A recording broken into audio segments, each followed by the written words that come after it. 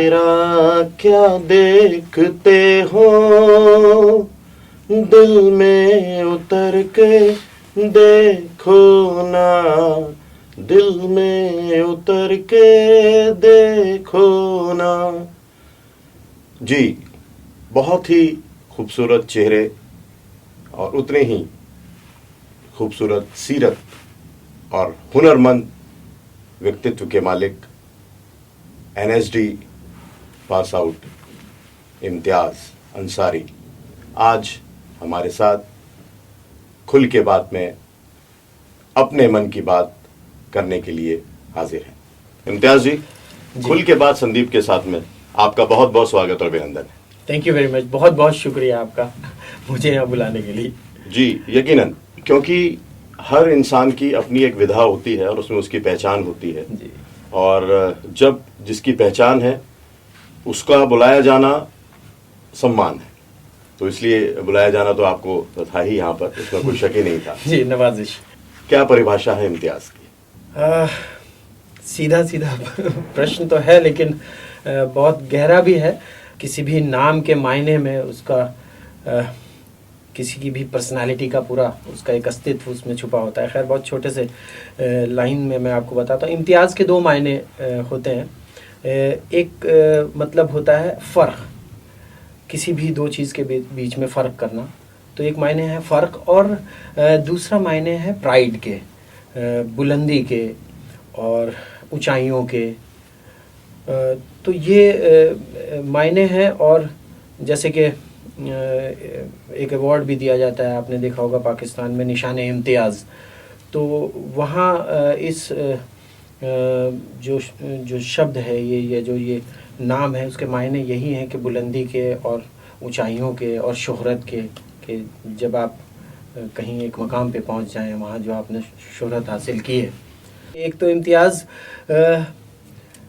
अलग है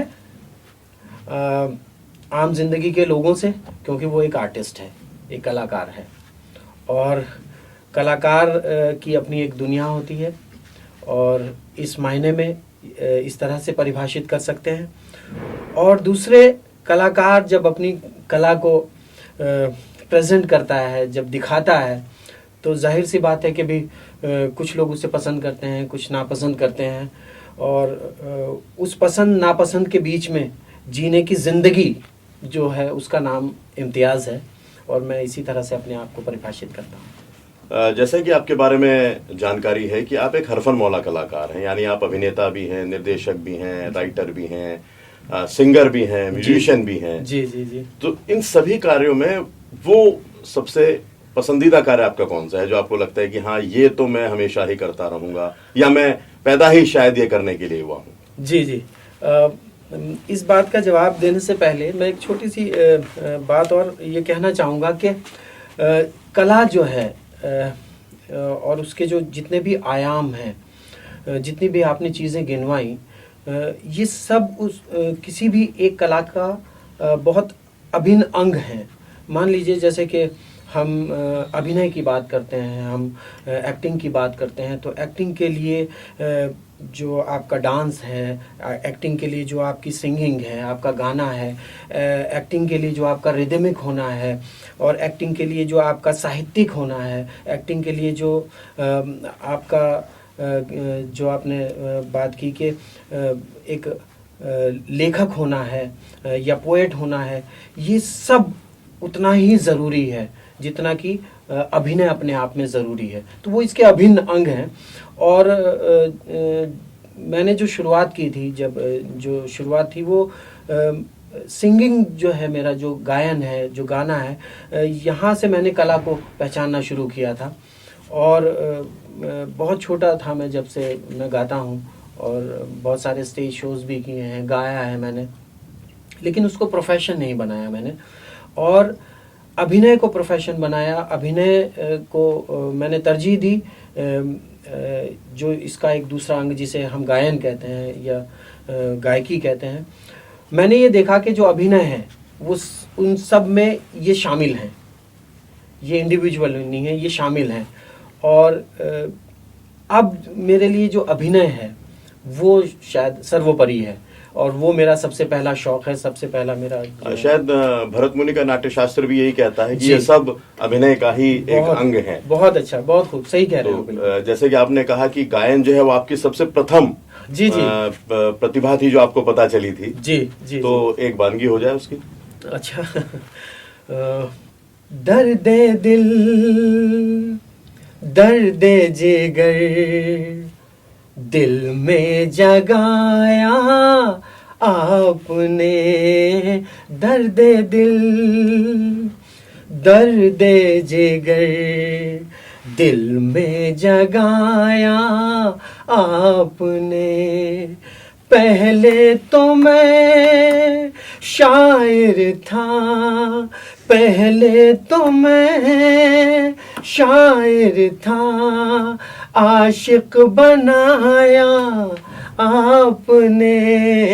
दर्द दिल, दर्द जिगर, दिल में जगाया आपने। बहुत खूब, बहुत बढ़िया, शुक्रिया। तो इम्तियाज जी, जो ये दर्द दिल जगह आपकी शरीके हाथ फरहा जी जी हैं, वही जगह या ये दर्द दिल पहले भी जब आप युवा थे, पढ़ रहे थे, एनएसडी में थे, जी जी जी, वहां भी जगह था? ये बड़ा थोड़ा एक खूबसूरत भी सवाल कह सकते हैं इसको, और बड़ा अहम सवाल भी कह सकते हैं, क्योंकि हमारी जो कलाकार की जो ज़िंदगी होती है, शायद आप बेहतर समझते होंगे उस चीज़ को कि इसमें रंग बहुत होते हैं जी। और ऐसे ऐसे रंग होते हैं कि जो आम ज़िंदगी में जो दूसरे लोग उन रंगों को नहीं देख पाते, कलाकार उन रंगों को महसूस करता है, उनको देखता है। तो ऐसा जिसे हम इन्फैचुएशन कह सकते हैं, या आकर्षण कह सकते हैं, या झुकाव कह सकते हैं, या अच्छा लगना कह सकते हैं, तो शायद ऐसा तो कई मौक़ों पे हुआ होगा जी। पर ये कहें कि भाई परवान नहीं चढ़ी, परवान नहीं चढ़ा, और उसके अलावा कि भाई आप उसको अपनी ज़िंदगी का हिस्सा बना लें, या आपने उस लेवल तक सोचा हो कि भाई वो हमारे शरीक हो जाए हमारी ज़िंदगी में, ज़िंदगी का हिस्सा हो जाए। इसके पीछे एक छोटी सी कहानी भी है। और मेरे मरहूम उस्ताद जनाब सरदार अनवर साहब, पिछले दिनों उनका इंतकाल हुआ। जब मैं अभिनय में मैं कदम रख रहा था, मैं शुरुआत कर रहा था, गायन से अभिनय में आ रहा था, मैं गायन के लिए थिएटर में आया था, तो हम सरदार अनवर साहब की मुझे एक बात हमेशा याद रहती है। वो उनका तजर्बा हो सकता है, उनका ज़ाती तजर्बा हो सकता है वो, या उनकी एक सीख हो सकती है। उन्होंने एक बात कही थी शुरुआती दिनों में, ये मैं आपको बता रहा हूँ 98 की बात आसपास के। उन्होंने कहा था कि कोशिश करना, क्योंकि वो ज़बरदस्ती कभी नहीं, उन्होंने, उनकी डिक्शनरी में ज़बरदस्ती शब्द नहीं था, जो अब मेरी भी डिक्शनरी में नहीं है किसी के लिए भी। उन्होंने ये कहा था कि कोशिश करना, दो चीज़ों से बचना, कोशिश करना दो चीज़ों से बचना, एक शराब और दूसरा लड़की। उनका मतलब था उससे एडिक्शन से लेकर के, कि वो आपको एडिक्ट ना बना ले और आपका जो सफ़र है उस सफ़र में रुकावट ना पैदा कर दे। तो ये उनकी लाइंस मुझे हमेशा याद रही ज़िंदगी के अंदर। उसमें उनका कहीं ये मतलब नहीं था कि लड़की का ज़िंदगी में आना ख़राबी पैदा करेगा या वो आपको रोकेगा, लेकिन जिस सफ़र की हम शुरुआती दौर में थे, तो शायद उन्हें ये अंदाज़ा था कि वो बहुत सारे व्यवधान पैदा कर सकता था उस तरह की चीज़ों में इन्वॉल्व होना। और बाकी तो फिर उसके बाद बहुत उनसे लंबी चौड़ी बातें हुई, पर वो दो चीज़ें मेरी ज़िंदगी में बड़ा अहम रोल उन्होंने अदा किया। और मैं आज भी शराब, सिगरेट, पान, इन चीज़ों को मैं नहीं छूता हूँ। और प्यार के रूप में फरा मेरी जो हमसफ़र हैं वो मेरी ज़िंदगी में हैं। तो उनकी इस बात को आपने बहुत अच्छी तरह से अपने जहन में उतार लिया। जी, वो शराब कभी पकड़ी ही नहीं जी, और लड़कियां जो हुई वो छोड़ते चले गए। छोड़ा तो नहीं, लेकिन वो कहना चाहिए कि बस या पकड़ में नहीं आई। नहीं, पकड़ में नहीं आई ये भी नहीं कह सकते, क्योंकि क्या होता है कि उधर से आना और इधर से जाना, ये किसी भी रिश्ते का जो है ये एक शुरुआत होती है या एक ज़रूरत होती है। तो ना मैं ही इधर से कभी चला, ना उधर से ही कभी उस तरीके का हुआ कि भाई कोई चला हो। तो बस ये रहा। लेकिन हाँ ये है कि एहसास ज़रूर रहे ज़िंदगी के अंदर, एहसासात रहे, अच्छे भी लगे कुछ लोग। आपकी जो मोहब्बत थी उसका कुछ ऐसा हशर रहा कि जब हुई मोहब्बत तो हम इस पार थे, वो उस पार थी, और आज इस मुकाम पर पहुंचे हैं कि हम इस पार हैं, वो उस पार थे। जी जी जी, ऐसा भी समझा जा सकता है इसको। जी। तो आपने बताया कि अब आपकी शरीक हयात फरहा जी, वो आपकी मोहब्बत है जी। तो अपनी शादी का कोई वाकया जो आपके जहन में हो अभी, बड़ा खूबसूरत सा, जो भी याद हो आपको, जो हिला जाता हो आपको? खूबसूरत तो आप बताएंगे कि वो खूबसूरत है या नहीं है, या जो लोग सुनेंगे या जो देखेंगे वो बताएंगे कि मेरी शादी थी। और मैं एक चीज़ जो हमें हमारे प्रोफेशन ने दी है और हर प्रोफेशन देता है और देना चाहिए, वो है टाइम का पंक्चुअल होना, वक्त का पाबंद होना। कि सबसे पहली चीज़ आपके जो आप काम करते हो उसके लिए आपका समर्पण ये है कि आप उसको उसके सही वक्त पे करें। तो ये चीज़ मिली यहाँ काम करते हुए। इसके बाद जब हम प्रोफेशनली उस काम को करने के लिए बाहर गए, वहाँ जब, तो अब मेरी शादी है और गाड़ी सजने के लिए गई हुई है, और ये था कि दोपहर तक हमें पहुँचना है, 2 बजे का टाइम फिक्स है कि 2 बजे डॉट हमें पहुँचना है। शादी मेरी है और गाड़ी सज के नहीं आई है, और मैं टाइम का जो है वो अंदाज़ा लगा रहा हूँ कि टाइम पे नहीं पहुँच पाएंगे। तो मेरी वो जो बेचैनी थी, वो मेरे लिए वो जो शादी थी वो मेरा एक काम का एक हिस्सा हो गई, और मुझे लगा कि मुझे टाइम पे पहुँचना है। लेकिन घर वालों को ये लग रहा है कि इसे अपनी शादी की जल्दी है। तो छोटा वाला भाई है, वो अपना दोनों गए हुए थे, इश्तियाक और फौजी, सजवाने के लिए गाड़ी को।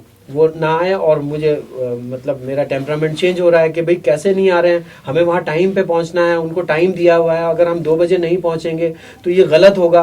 तो लेकिन वो लोग, सब लोग उसको हंसी में उड़ा रहे थे उस चीज़ को, और मेरे लिए वो मेरा एक कहना चाहिए कि एक इम्तिहान था कि मैं उसको टाइम पे करके ले जाऊँ।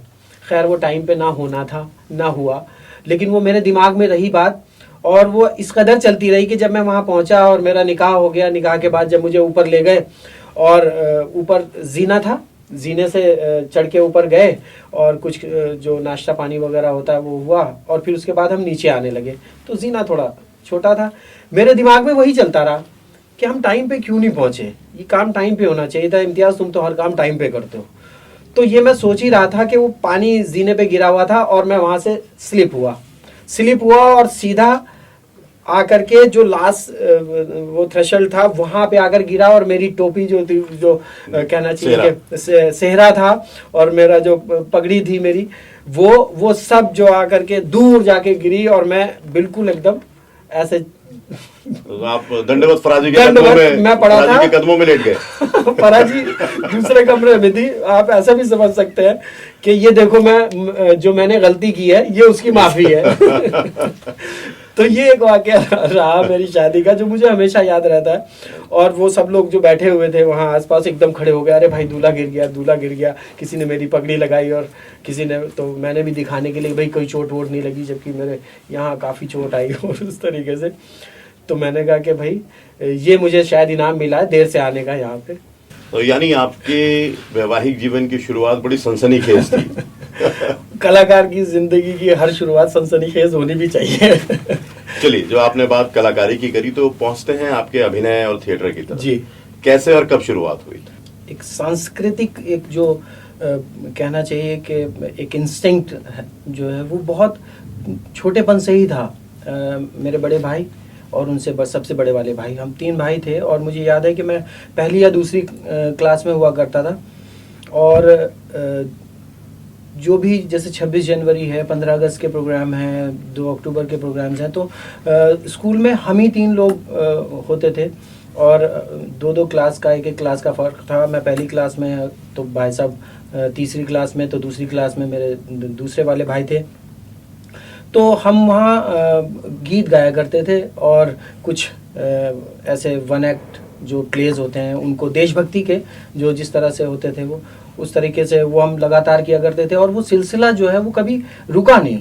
और मेरे जो दो भाई हैं वो उनका तो रुक गया, लेकिन मेरा जो इंटरेस्ट था, मेरा जो रुझान था या जो मुझे वो पसंद आती थी वो नहीं रुका। और फिर उसके बाद वो हर क्लास के साथ वो बढ़ता गया पर वो प्रोफेशन बन जाएगा, वो मेरी ज़िंदगी का इतना अहम हिस्सा हो जाएगा ये नहीं सोचा था कभी। हाँ, पर ये गायन और अभिनय ये लगातार चलता रहा। और उसके साथ एक और चीज़ जो थी जब मैं इंटर में आया वो थी डिबेट कंपटीशन, स्पीच कॉम्पिटिशन्स जो थे, वाद विवाद प्रतियोगिता। ये मैंने बहुत मतलब इंटर कॉलेजिएट डिबेट्स में और स्टेट लेवल पे ये मैंने बहुत किया। और फिर से वही बात, वो भी अभिनय का ही एक हिस्सा है और वाचिक अभिनय के नाम से जिसे जाना जाता है भरत मुनि के नाट्य शास्त्र में। तो ये कुछ ऐसा था कि ये कहते हैं कि भाई कुछ चीज़ें आपको शायद ऊपर वाले से या जिसे हम गॉड कहते हैं उससे गिफ्ट में मिली होती है। तो शायद ये एक इंस्टिंक्ट जो है वो रहा मेरे अंदर शुरू से और उसमें मेरा रुझान भी रहा। तो ये एक शुरुआत तो वहीं से रही। और फिर 98 में मैंने इप्टा ज्वाइन की, Indian People's Theatre Association Saharanpur, जिसके अध्यक्ष उस टाइम सरदार अनवर साहब थे और सचिव वी.के. डवाल जी थे। और मैं गाने के लिए मैं आया था और बीएनए की एक वर्कशॉप थी, बीएनए से सुरेश काला जी आए हुए थे। तो उन्होंने कहा भाई कुछ गाने वाले लोगों को भी लाओ। तो मेरे एक साथी हैं, वो मेरे से सीनियर थे, वहाँ जैन डिग्री कॉलेज में मैं था, मेरी फर्स्ट ईयर था। तो उन्होंने कहा भाई एक लड़का है और उसको बुलाते हैं, वो गाएगा। तो मैं आया और भी लोग थे वहाँ गाने के लिए और वो प्रैक्टिस वगैरह हुई और उसी के साथ उन्होंने मुझे कुछ रोल्स भी दे दिए छोटे छोटे, जो कि मुझे हमेशा से करना पसंद था। और जब वो मैंने किया तो वो ज़्यादा अच्छे से लोगों तक पहुंचा और बड़ी तारीफ हुई उसकी। कौन सा था वो पहला नाटक आपका? सवाल नाग का, निकोलाई गोगोल की कहानी के ऊपर वो नाटक बना था। रशियन कहानीकार हैं वो। तो सवाल नाग का था वो, और वो मेरा पहला नाटक था, मतलब एक ग्रुप के साथ सहारनपुर के अंदर। और बड़ा अच्छा एक्सपीरियंस रहा उसका। और फिर वो मेरा जो था बहुत ज़्यादा मतलब मेरा इंटरेस्ट जो है उसमें बढ़ता चला गया कि शायद ये वो चीज़ है, core of mind, core of heart, के मुझे इसे करना चाहिए। और वो सवाल नाग का आज तक बना हुआ है? जी अभिनय के क्षेत्र में सवाल नाग का आज तक बना हुआ है। अभिनय के क्षेत्र में भी और कला के क्षेत्र में भी और थिएटर की भी, रंगमंच की दुनिया में भी वो सवाल नाग का बना हुआ है। तो हम कोशिश करते हैं कि वो जो है वो बना रहे। वहां से एनएसडी का सफर जी, ये कब और कैसे जहन में आया? एनएसडी के बारे में मुझे तो अंदाज़ा नहीं था कि ऐसा कोई इंस्टीट्यूशन है, ऐसी कोई संस्था है जो अभिनय में आपको प्रशिक्षण देती है। मुझे तो पता ही नहीं था, अंदाज़ा भी नहीं था। पर यह है कि अभिनय से ऐसा जुड़ाव, ऐसा लगाव हो गया, क्योंकि इप्टा में रहते हुए फिर लगातार हम लोग काम करते रहे, जो उस वक्त के हमारे यहाँ साथी थे उनके साथ मिल करके। और नुक्कड़ नाटक हों, स्टेज शोज़ हों, बस ये पता नहीं था कि अब किधर को रास्ता जाएगा इसका। पर वो एक जुनून था सिर के ऊपर कि ये तो मतलब शायद मैं यही करना चाहता था। मैं एक छोटी सी और बात बताना चाहता हूँ कि जब मैं फर्स्ट ईयर में आया, मैंने 12th से IAS और PCS के लिए मैंने अपनी प्रिपरेशन शुरू की थी। अच्छा। और मेरे जो मामा थे वो मुझे उसमें हेल्प कर रहे थे। मेरे घर वाले भी यही चाहते थे कि मैं इसमें क्वालिफाई करूं और इसमें आगे बढ़ूं, उस तरीके से निकलूं, क्योंकि मैं बहुत इंट्रोवर्ट रहा शुरू से ही। और बहुत पढ़ाई के बाद घर से इप्टा में आना मेरा घर से बाहर निकलना है, आप ये समझ लीजिए। थिएटर में आना मेरा घर से बाहर निकलना है, वरना मैं घर से बाहर नहीं निकला। और तो उसको भी ध्यान में रखते हुए ये था कि भाई अब इसमें मेहनत की जाए। पढ़ाई लिखाई में थोड़ा सा ठीक रहा शुरू से ही मैं, तो सबका यही मन था कि बब्बू जो है वो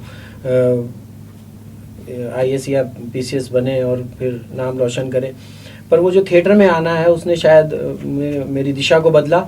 और उसके बाद फिर इसमें लग गए 98, 99, 2000, और एक अटेम्प्ट मैंने किया था 2000 में, जब मेरा मैंने, क्योंकि ग्रेजुएशन के बाद कोर्स होता है, तो 2000 में एक अटेम्प्ट मैंने किया, और 2000 में मैं वर्कशॉप तक गया, और वर्कशॉप से फिर मेरा आगे सिलेक्शन नहीं हो पाया। वेटिंग में मैं रहा, 6-7 लोगों की वेटिंग बनती है, उसमें मैं रहा, और मेरा एडमिशन नहीं हुआ। तो फिर उसके बाद 2001 में, 2001-2002 में फिर मेरा वहाँ सिलेक्शन हो गया। उसकी भी बड़ी एक करिश्माई कहानी है, जो कि मुझे लगता है कि बहुत कम लोगों के साथ ऐसा होता होगा, पर वो कहानी थोड़ा लंबी हो जाएगी। छोटे में अगर, हाँ वो बिल्कुल। क्या हुआ कि जब पहली बार मेरा एडमिशन नहीं हुआ, और पहले क्या होता था कि लिस्ट अगले दिन सुबह ही लगा देते थे, तो अगले दिन सुबह जब मैंने लिस्ट देखी उसमें मेरा नाम नहीं था, और मैं बहुत उदास था, क्योंकि इसे फेल्योर मान लूँ मैं अपना, या इसको मुकद्दर मान लूँ, ये मैं समझ नहीं पा रहा था। और मैं वहाँ से बाहर निकला तो अंकुर जी जो उस वक्त के डायरेक्टर थे वो बाहर निकले, और कहने लगे क्या हुआ इम्तियाज़, दुख हो रहा है? तो मैं परेशान हुआ, मैंने कहा हाँ सर दुख हो रहा है, मैंने बहुत मेहनत की सर। कह रहे अगले साल फिर आना। उन्होंने मुझसे कहा कि अगले साल फिर आना। मैंने कुछ नहीं कहा और मैं वहाँ से निकल गया, और अगले साल फिर मैंने फिर भरा, और मुझे था कि मैं इस बार कर ही लूँगा, जितनी पहले मेहनत की थी उससे ज़्यादा मेहनत के साथ कर लूँगा। लेकिन मैं प्रीलिम से ही बाहर हो गया। अच्छा, प्रीलिम से ही मैं बाहर हो गया, यानी कि मुझे वर्कशॉप तक के लिए भी कॉल नहीं आया। ये मेरे लिए बहुत पेनफुल था, क्योंकि जिस शिद्दत से मैंने मेहनत की थी और जिन लोगों ने मेरे साथ मेहनत की थी उनके लिए भी मैं जवाबदेह था, और मुझे ये लग रहा था कि ये मैं कैसे हो गया मेरे साथ। तो मुझे यकीन नहीं हो रहा था कि मैं प्रीलिम से ही कैसे बाहर हो गया, एटलीस्ट वर्कशॉप तक तो जाता। तो फिर उसके बाद मैंने ख्याल निकाल दिया, मैंने कहा अब ये मैं नहीं करूँगा, और फिर मैं लॉ में एडमिशन लेने के लिए मैं अहमदाबाद जाने की मेरी तैयारी थी। वर्कशॉप शुरू होनी थी, 4 दिन बाकी थे, और उस वहाँ एनएसडी में मेरा एड्रेस था सरदार अनवर के यहाँ का, और जिस दिन मुझे निकलना था उस दिन सरदार अनवर साहब अपनी अहलिया को लेकर के, अपनी शरीक हयात को लेकर के मेरे घर पहुँच गए। तो मैं उन्हें देख करके थोड़ा सा मुझे लगा कि शायद मैं जाने वाला हूँ, क्योंकि उनसे मेरे रिश्ते बड़े अच्छे रहे, तो इसलिए मिलने आए हैं। तो कहने लगे भाई कहाँ जा रहे हो? तो मैंने कहा कि सर मैं तो अहमदाबाद जा रहा हूँ, मुझे लॉ करना है, और उसके साथ साथ मेरी पीसीएस का मेरा एग्ज़ाम है उसके लिए। कह लेंगे नहीं हम तो जाने नहीं देंगे तुम्हें। तो मैंने कहा जी क्यों? कह लेंगे नहीं तुम्हें तो एनएसडी जाना है, तैयारी करो। तो मैंने कहा कि सर, मुझे रोना सा आ गया। मैंने कहा कि मतलब सर भी मजाक कर रहे हैं, क्योंकि ऐसा कभी इतिहास में नहीं हुआ। तो उन्होंने एनवलप निकाला और मेरे हाथ में दे दिया। कह लेंगे ये तुम्हारा वर्कशॉप का कॉल लेटर है। मुझे फिर भी यकीन नहीं आया, मैंने उसे खोला तो वर्कशॉप का कॉल लेटर, 4 दिन बाद मेरी वर्कशॉप है। तो मेरे तो सिर से लेकर के पैर तक मेरे तो एकदम रोंगटे खड़े हो गए। मैंने कहा ये कैसे सर? तो कहने लगे ये तो भाई हमें पता नहीं कैसे, लेकिन 4 दिन बाद तुम्हें वर्कशॉप में जाना है, ये कॉल लेटर है तुम्हारा। बस फिर तो सब छोड़ छाड़ के और उसी पल से सब छोड़ के और मैं लगा। और उसके बाद जो है तो शमीम भाई हैं हमारे इंडियन थिएटर से, वो सुबह आ जाते थे कंपनी गार्डन में, और जो मेरी स्पीचेस थी या जो दूसरी चीज़ें थी, और उसके ऊपर प्रीलिम के लिए भी उन्होंने ही तैयार मुझे कराया था।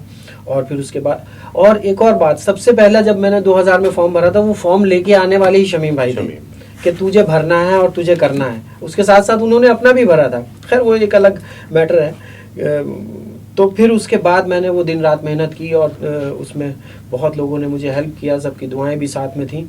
और वहाँ जाके जब मेरा फाइनल वहाँ सिलेक्शन हुआ वर्कशॉप के बाद, और तो फिर ये पता चला कि ऐसे लेटर 4 लोगों को भेजे गए थे, क्योंकि जो 84 लोग होते हैं उन 84 में से जो 80 को वो सिलेक्ट कर पाए थे।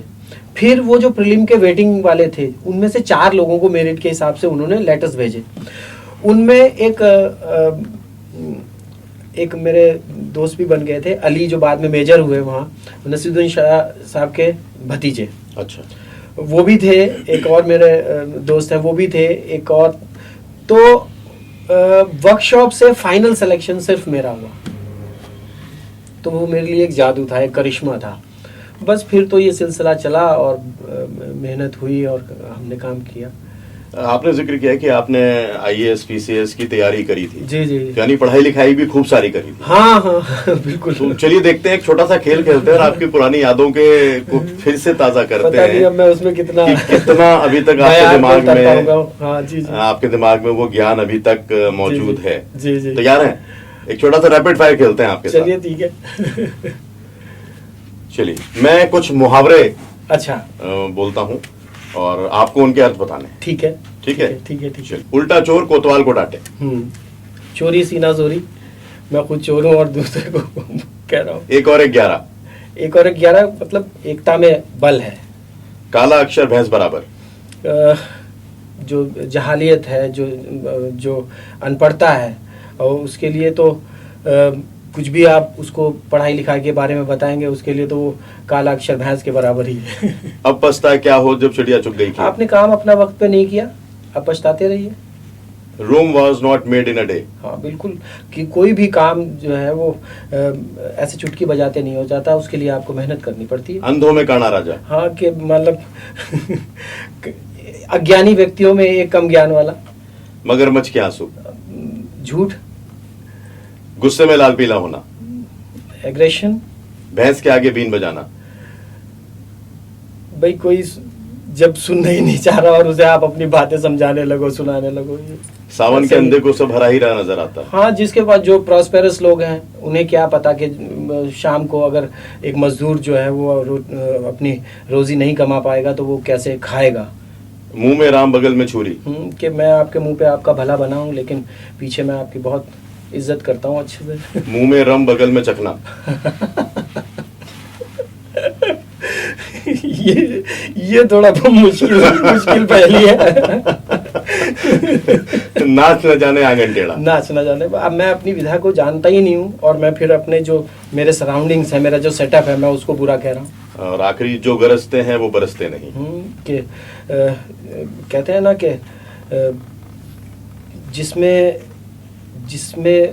जिस फल के ऊपर जितने ज़्यादा, जिस पेड़ पे जितने ज़्यादा फल होते हैं वो उतना ही ज़्यादा लचीला भी होता है, और लेकिन जो ऐसे झाड़ झंखाड़ होता है उसकी आवाज़ ज़्यादा होती है, उस पर होता कुछ नहीं। जी, बहुत खूब। काफ़ी अच्छे नंबर से आप अभी पास हुए हैं आप, यानी कि आप अभी भी आईएएस पीसीएस के लिए ट्राई कर सकते हैं अगर कहीं मन में दबी ख्वाहिश रह गई हो तो। नहीं है ख्वाहिश। चलिए वापस उसी क्वेश्चन पर आते हैं कि एनएसडी से निकलने के बाद भी, इतने प्रतिष्ठित विद्यालय से अभिनय की शिक्षा प्राप्त करने के बाद भी क्या मुंबई में आपको स्ट्रगल करना पड़ा? जी जी, देखिए एक तो जो नेशनल स्कूल ऑफ ड्रामा, ये Asian institute of dramatic arts भी रहा अपने टाइम पे, कि एशिया का नंबर 1 एक इंस्टीट्यूट है।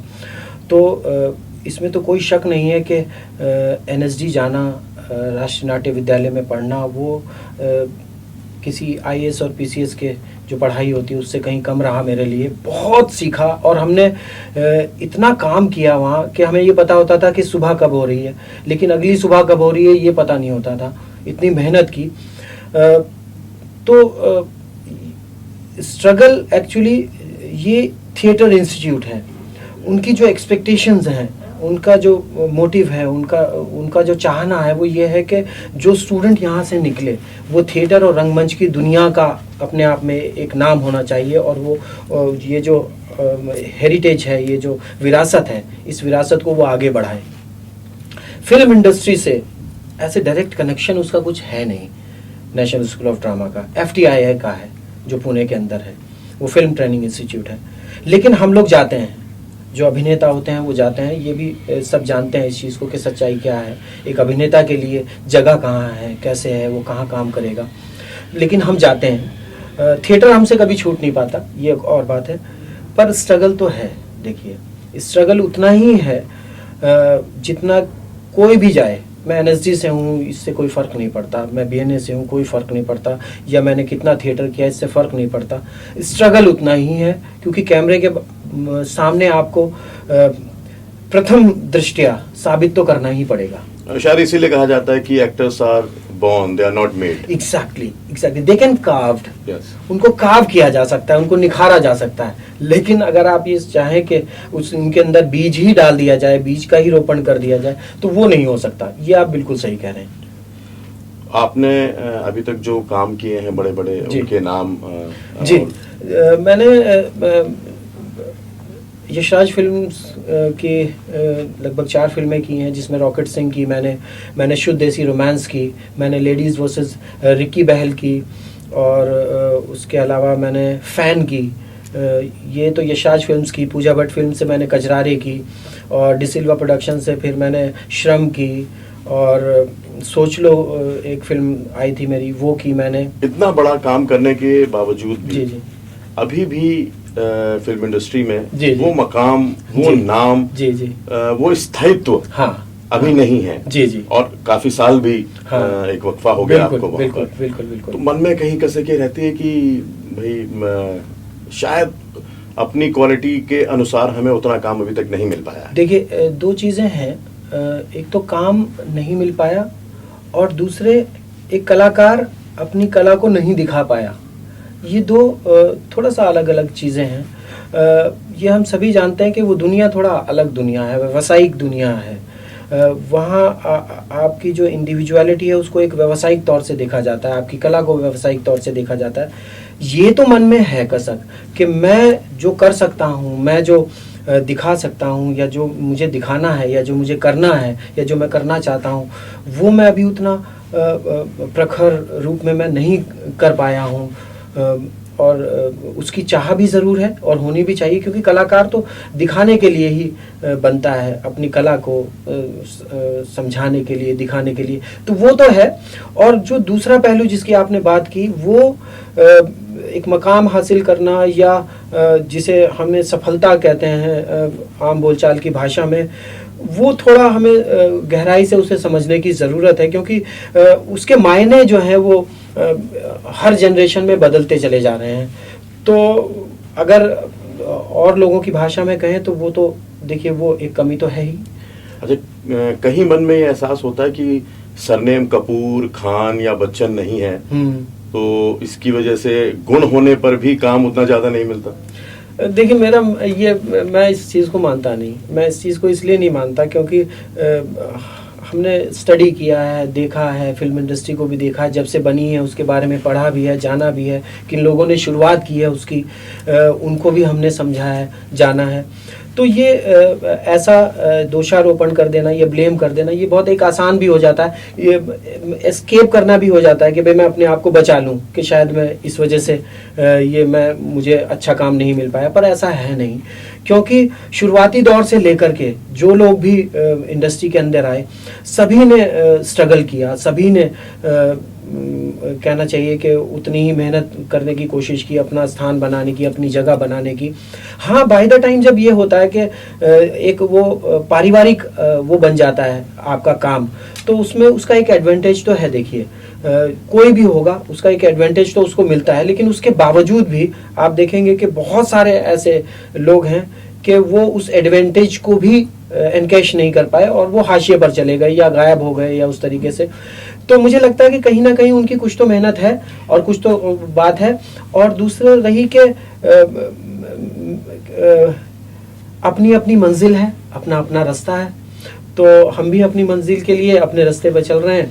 तो ये यानी आपका कहना यह है कि सरनेम काम दिलाने में तो मदद कर सकता है, लेकिन काम दिलाए रखने में मदद नहीं करेगा, आपको बनाए रखने में भी मदद नहीं करेगा, बनाए रखने में मदद नहीं करेगा। जी जी, आजकल बॉलीवुड में कुछ नाम बहुत प्रचलित हो रहे हैं, ड्रग्स, नेपोटिज्म, जी, कास्टिंग काउच, जी जी। इन सब से आपका कभी वास्ता पड़ा है, और पड़ा है तो कैसे आप इनसे बचे?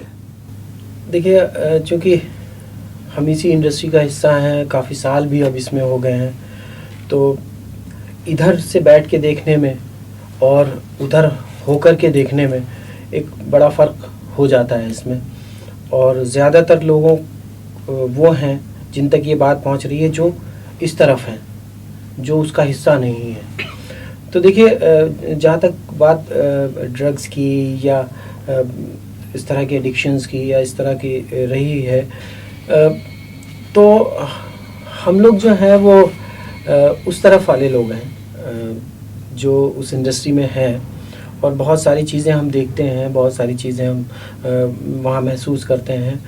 तो रही बात ड्रग्स की या इस तरह की चीज़ों की, तो ये चीज़ें मुझे लगता है कि जो लोग वहाँ रहते हैं उन लोगों के बीच में वो सब बेहतर तरीके से जानते हैं कि वो दुनिया एक अलग दुनिया है, वो एक दुनिया अलग दुनिया है।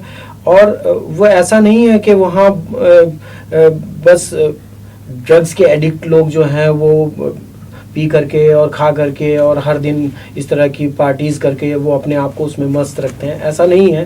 पर यह है कि हर फील्ड के अंदर, हर एक सर्कल के अंदर कुछ चीज़ें बाय द टाइम बन जाती हैं, और वो जो उन लोगों को देख रहे होते हैं फिर वो उसको अपने हिसाब से नरेट करते हैं, अपने हिसाब से प्रोपेगेट करते हैं उस चीज़ को।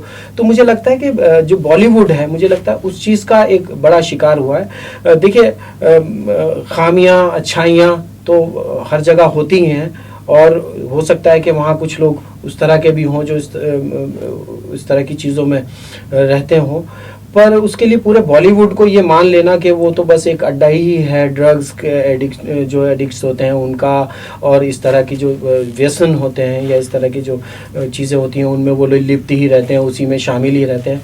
ये मुझे लगता है कि उसके लिए हमें थोड़ा नज़रिया बदलना पड़ेगा। और जो दूसरा आपका सवाल था कास्टिंग काउच को लेकर के, और वो हमेशा एक बड़ा प्रश्न चिन्ह रहा ही है बॉलीवुड के अंदर, और बहुत सारे कहना चाहिए कि सच भी सामने आए हैं। बाय द टाइम आपने देखा हुआ पिछले दिनों मी टू भी एक बड़ी मुहिम चली, अब थोड़ा सा कम हो गया उसका, पर वो भी ऐसे ही है। उसमें भी यही है कि जाहिर सी बात है कि कुछ लोग हैं जिन्होंने इस तरह की कोशिश की है, और उसमें मेरे साथ तो उस तरीके से कभी रहा नहीं, लेकिन मेरे बहुत नज़दीकी कुछ लोग मेरे दोस्त रहे, उनके साथ कभी इस तरह के हादसे भी हुए कि जहां उन्हें कॉम्प्रोमाइज़ करने के लिए बोला गया या कुछ उस तरीके से। पर मैं कहता हूं कि वो उस तरह से ही है कि हम ऐसे समझ लें कि एक मछली पूरे तालाब को गंदा नहीं कर सकती, और हमें मानना भी नहीं चाहिए कि उसने पूरे तालाब को गंदा कर दिया, क्योंकि उसमें और भी बहुत सारी चीज़ें हैं। और वजह यही है कि अगर वो पूरा तालाब ही गंदा हो जाता तो आज बॉलीवुड जो काम कर रहा है, आप देखेंगे कि कितनी खूबसूरत फिल्में भी बन रही हैं और बहुत सारे अच्छे काम भी हो रहे हैं, कुछ ख़राब काम भी हो रहे हैं, वो भी आप शायद बेहतर समझते होंगे। तो इस परसेप्शन से, इस नजरिए से देखने की और समझने की जरूरत है इन दोनों सवालों को। यानी कुछ परसेंटेज ही खराब है, जैसे जिंदगी में बुराई का समावेश होता है, जी जी जी जी, वैसे ही वहां पर भी हाँ, पूरा का पूरा जो माशरा है वो खराब हम नहीं कह सकते उसको। अच्छा, आपके एक पुराने पैशन की ओर फिर से लौटते हैं, और जो आज भी है आपका थिएटर। हाँ जी। आपका सबसे पसंदीदा प्ले कौन सा? मेरा सबसे पसंदीदा प्ले है यहूदी की लड़की, पर्शियन स्टाइल का प्ले है, आगाश काश्मीरी का लिखा हुआ नाटक है। और उस पसंदीदा कैरेक्टर उसमें है अजरा का। अगर आपको मैं कहूं कि कोई एक डायलॉग किसी कैरेक्टर का, क्योंकि अगर थिएटर का एक रथी महारथी हमारे सामने बैठा हो और थिएटर का कुछ बात ना हो, कोई डायलॉग ना आए, तो फिर वो अधूरा सा रहता है। जी, मैं अजरा का ही आपको, ये यहूदी है अजरा, और रोमन एक दरबार लगा हुआ है, और वहाँ अपने फीलिंग्स ये बता रहा है, अपने एहसासात बता रहा है, अपने बारे में बता रहा है कि उन्होंने क्या किया। तुम सितम करते रहे और हम सितम देखा किए, खानमा बर्बाद होके रंजो गम देखा किए, सर हुए तेगे अदावत से कलम देखा किए, तुमने की लाखों जफाएं और हम देखा किए।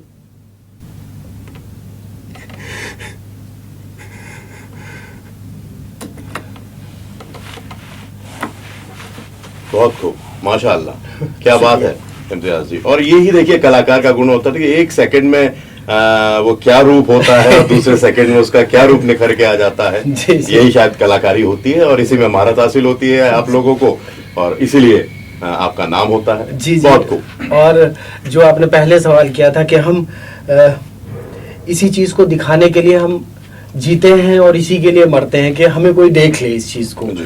जो हमारे अंदर पैदा हो रहा है, जो हमारे अंदर चीज बन रही है, जो हमने बनाई है, उसे देख ले। हर कलाकार ये सोचता है कि उसको पहुंचा दे वो। आपकी जिंदगी का एक बहुत बड़ा हिस्सा है और बहुत सफल हिस्सा है, जी। और जिसके लिए आपको वाहवाही भी बहुत मिलती है कि आप थिएटर वर्कशॉप्स का आयोजन खूब करते हैं। जी जी। और प्रसार का थिएटर का ये सबसे बढ़िया तरीका जी होता जी। है। लेकिन गाहे बगाहे किसी न किसी वजह से आपकी वर्कशॉप विवादों में आ जाती है। जी जी। कभी महिला सहकर्मी की वजह से, जी जी। कभी रोल की वजह से, जी जी। कभी वित्तीय समस्याओं की जी वजह से। जी जी। तो ऐसा क्यों? आपका काम करना और जो काम आप करना चाहते हैं या जो आप काम करते हैं उस काम को कर लेना, ये जो आपने कहा विवाद वाली जो बात है, ये वहीं से, इसका बीज वहीं से पैदा हो जाता है। अगर आप काम करेंगे ही नहीं तो कोई विवाद पैदा होगा ही नहीं। काम करेंगे तो विवाद भी ज़रूर होंगे। हाँ, ये ज़रूर बात है कि जब मैं कुछ काम करना चाहता हूँ तो मेरे मन में ये ज़रूर रहता है कि जितने भी लोग मेरे साथ जुड़ रहे हैं या जितने भी लोग मेरे साथ काम कर रहे हैं या मैं उनके साथ काम कर रहा हूँ, मैं अपनी चीज़ें शेयर कर रहा हूँ, मैं उनको हर्ट ना करूँ, मैं उनको दुख ना पहुँचाऊँ किसी भी तरीके से। और इसीलिए मेरा जो काम करने का तरीका है वो बहुत ऐसा रहता है कि भाई मैं अपनी चीज़ें शेयर कर रहा हूँ, ना मैं आपके ऊपर एहसान कर रहा हूँ ना आप मेरे ऊपर एहसान कर रहे हैं। एक डिसिप्लिन वे में हम काम करेंगे और अच्छा एक प्रोडक्ट तैयार करेंगे।